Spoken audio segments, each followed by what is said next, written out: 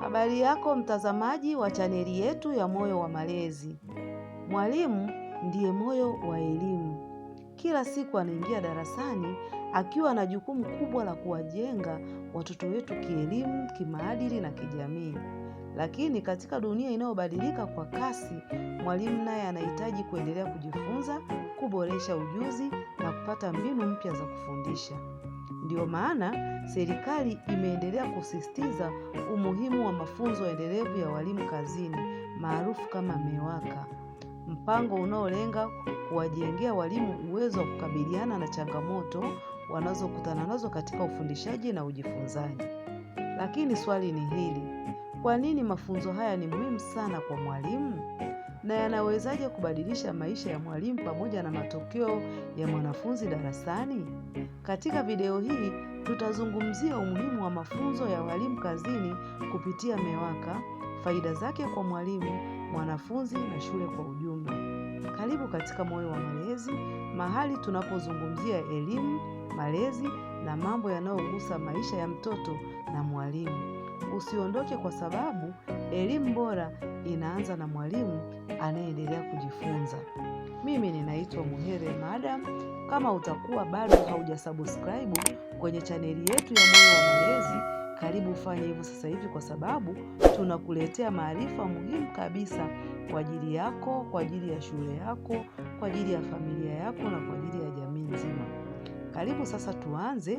Hapa tutaenda kuona walimu wa shule ya msingi Ngarenaro wakiwa kwanza kabisa, kabla hawajaanza mafunzo, wanaanza na utangulizi wakiwa na mkuu wa shule kabisa akiongoza kwa ajili ya kuhakikisha kwamba kila mwalimu anakuwa na utayari na walimu wanaburudika na kufurahi na kusikiliza somo vizuri sana bila kuwa na wasiwasi wowote. Karibu sasa na tuanze.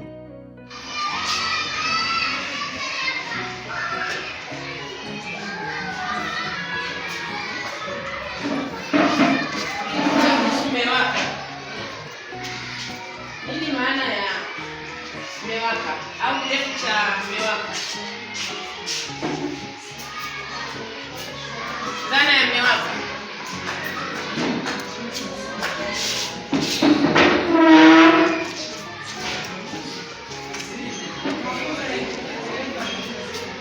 Mwalimu Chao, tuambie. Mafunzo ya elimu ya walimu kazini. Mafunzo ya walimu kazini. vizuri. MEWAKA maana yake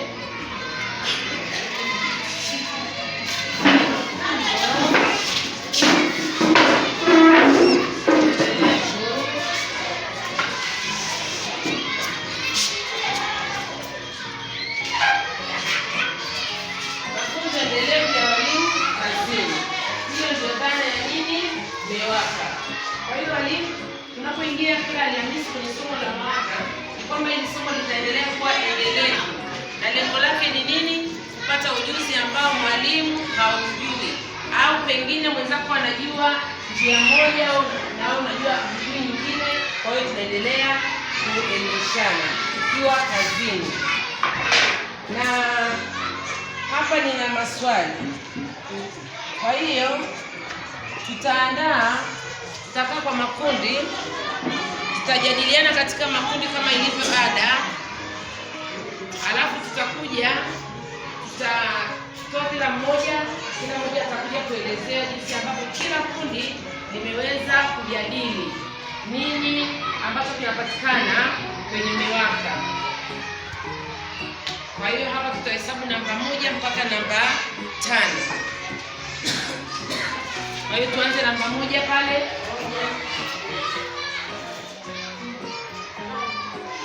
Mwezeshaji wa zamu alianza sasa kuwagawia walimu karatasi kwa ajili ya kuandika maswali ambayo atakuwa amewapa, na kipindi kikawa kinaendelea vizuri kabisa. Kila kundi amegawa makundi 5. Amewaweka walimu katika makundi 5 na kila kundi wanapewa zana za kufanyia kazi. Baada ya kupewa zana za kufanyia kazi, basi wataanza kujibu maswali kulingana na maswali atakayokuwa amewauliza. Kwa hiyo watajibu kimakundi, watajifunza pamoja, na mwisho wa siku yale maswali watayaweka ubaoni pale majibu yao, na hayo majibu watakuwa wakijadiliana kwa pamoja. Karibu tuendelee kuona kile ambacho wanafunzi ambao ni walimu wamejadiliana kwa pamoja na kuanza kuweka hapo mbele na kujifunza kwa pamoja. Makundi mbalimbali sasa yanaenda yanakamilisha kazi. Kila kundi linalokuwa limekamilisha kazi yake wanaleta hapo ubaoni na wanabandika kwa ajili ya kujadiliana kwa pamoja. Kundi namba 1 tayari tunaona wameshaweka kazi yao. Kundi namba 2 wamefuata. Sasa ni makundi mengine pia wanaendelea kukamilisha na kumaliza kazi yao kulingana na maswali waliopewa. Tupate sasa kila mmoja katika kundi kuja kutuelezea kwamba katika kundi lao, katika swali lao wameweza kujadiliana nini. Kundi namba 1 tafadhali. Sisi tunaona wajibu wa mwalimu mkuu katika kufanya tathmini ya mahitaji ya walimu shuleni katika programu au swala zima la MEWAKA. Wajibu huo moja ni kuhakikisha walimu wanahudhuria vipindi vya MEWAKA. Kwa hiyo wajibu wa mwalimu mkuu, jambo la kwanza tumeona sisi ni kuhakikisha walimu wote wanafika katika kile kipindi cha MEWAKA. Namba 2, kuhakikisha mazingira ya kujifunzia ni rafiki, kwa maana kwamba mahitaji yote yanayotakiwa yawe pale, kwa maana kwamba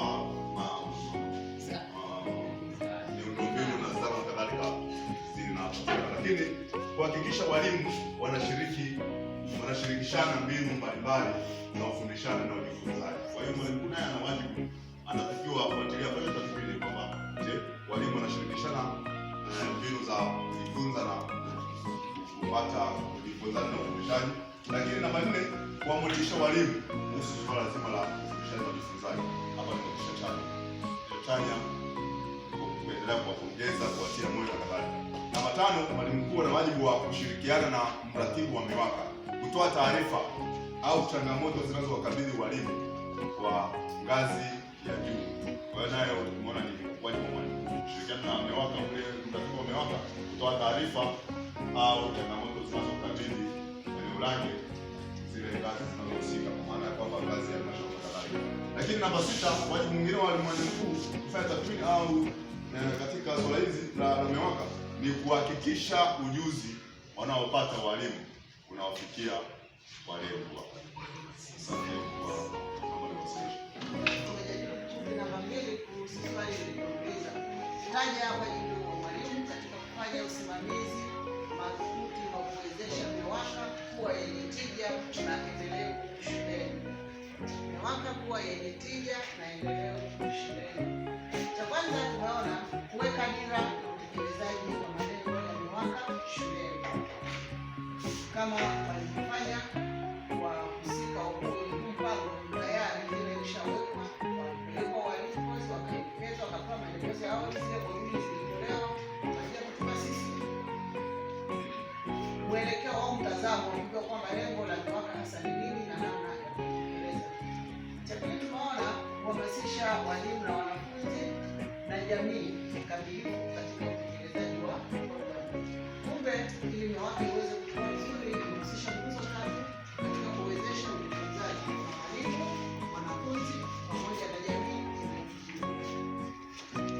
Kitu cha 3, tunaona kusimamia rasilimali za shule kwa usahihi, kwamba tunaposimamia rasilimali za shule tunaweza kuwa na matumizi sahihi ya zile rasilimali zilizopo, na tunapozisimamia na kuzitunza vizuri tunakuwa na somo endelevu, kwamba kile kitu tunachojifunza kuhusu rasilimali za shule basi tunasimamia na inakuwa ni kitu endelevu, hata watoto wetu wanarithi kutoka kwetu.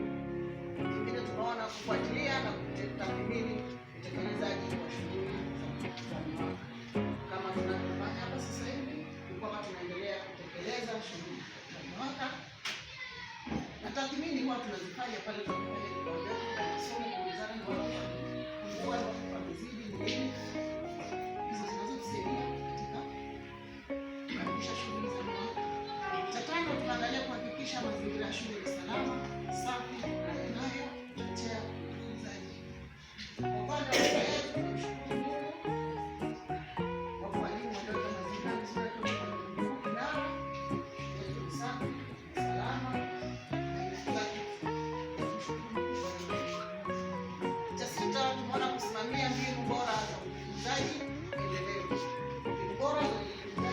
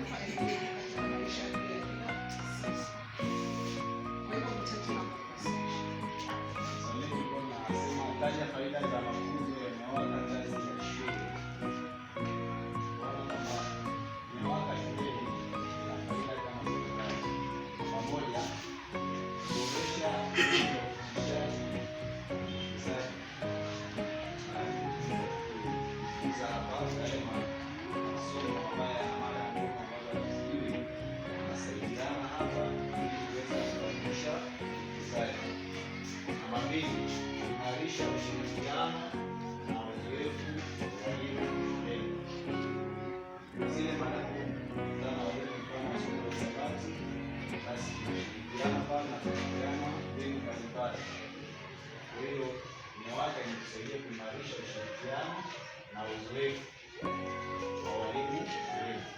Namba 3, inaongeza manufaa ya moja kwa moja kwa wanafunzi. Kupitia MEWAKA wanafunzi wanapata manufaa. Kuonesha usimamizi wa rasilimali za shule. Pia nyingine tumeona walimu kupata fursa za kujifunza jinsi ya kuunganisha teknolojia katika ufundishaji kila siku. Hapa kama yule kijana mmoja anafundisha ile mada ya darasa la 3 tulipata kupitia nini kipindi cha MEWAKA.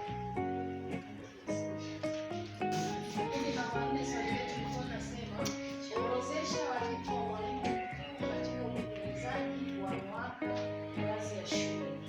Tumejadili katika kirefu tumeona ya kwanza, kuandaa na kuratibu mipango ya utekelezaji wa shughuli za MEWAKA. Mwalimu mkuu yeye huwa anaratibu shughuli za MEWAKA na anaandaa kama ilivyokuletea programu ya kila Jumanne, anatufundisha kwa Jumanne au walimu wanakuja wanapresenti MEWAKA.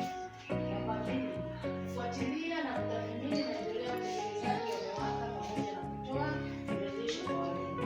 Mwalimu mkuu ana wajibu wa kufuatilia, pia anatekeleza MEWAKA pamoja kwa kutoa mrejesho kwa walimu. Anatoa mrejesho kwa kutupa taarifa mbalimbali ambazo tunapaswa kuzitekeleza sisi kama walimu.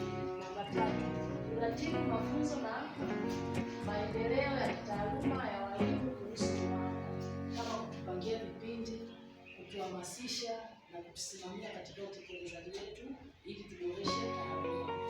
Namba 4, kuwashirikisha wazazi na kamati ya shule katika utekelezaji wa MEWAKA. Ndio maana kuna kamati ya shule ambao wanakuja wanajadili mambo yanayohusu maendeleo na taarifa ya shule kwa ujumla. Asanteni, naomba kuwasilisha.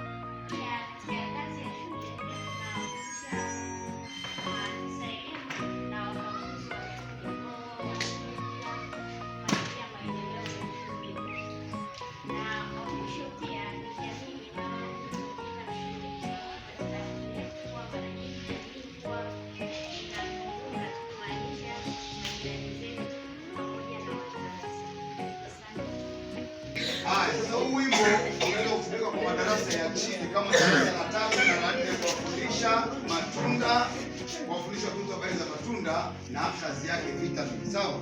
Matunda na vitamini kwa masomo ya sayansi kwa madarasa ya chini. Inaweza kuwafanya watoto wakafurahia. Sawa?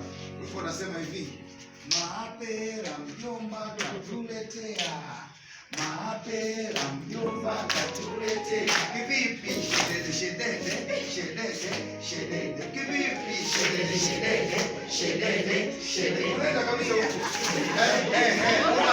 Unanesa kabisa kinakufuna. Sawa? Haya, tunaanza. Sawa? Mapera mjomba katuletea, mapera mjomba katuletea. Kivipi? Shedede shedede shedede shedede. Kivipi? Shedede shedede shedede shedede. Kivipi? Shedede shedede shedede shedede. Kivipi? Shedede shedede mjomba katuletea, machungwa mjomba katuletea. Kivipi? Shedede shedede shedede shedede. Kivipi? Shedede shedede shedede shedede. Kivipi? Shedede shedede shedede shedede. Kwa kweli, mwalimu anayefundishwa leo anakuwa mwalimu bora zaidi kesho. mafunzo ya walimu kazini kupitia MEWAKA sio tu kuongeza maarifa, bali ni uwekezaji katika ubora wa elimu na mustakabali wa watoto wetu. Mwalimu anapopata maarifa mapya, anapojifunza mbinu bora za ufundishaji na anapojengewa uwezo wa kukabiliana na changamoto za darasani, anayefaidika zaidi ni mwanafunzi. Tukumbuke kwamba nyuma ya kila daktari, mhandisi, mwanasheria, kiongozi au mtaalamu mwingine kuna mwalimu aliyewahi kumfundisha. Hivyo, kumjengea uwezo mwalimu ni kujenga kizazi cha kesho. Kwa walimu wenzangu, tusione mafunzo haya kama mzigo, bali tuyachukulie kama fursa ya kukua kitaaluma na kuboresha maisha ya watoto tunaowafundisha. Na wewe mzazi, tambua kwamba elimu ya mtoto wako inahitaji ushirikiano kati ya mwalimu, mzazi na serikali. Hii ni Moyo wa Malezi. Tunapoamini kwamba kila mtoto anastahili malezi bora, elimu bora na mwalimu bora. Kama umejifunza jambo kupitia video hii, basi bonyeza like, subscribe na ushiriki video hii ili ujumbe huu wafikie walimu na wazazi wengi zaidi. Mwalimu bora hujifunza kila siku, na mwalimu anayejifunza leo hujenga kizazi bora cha kesho.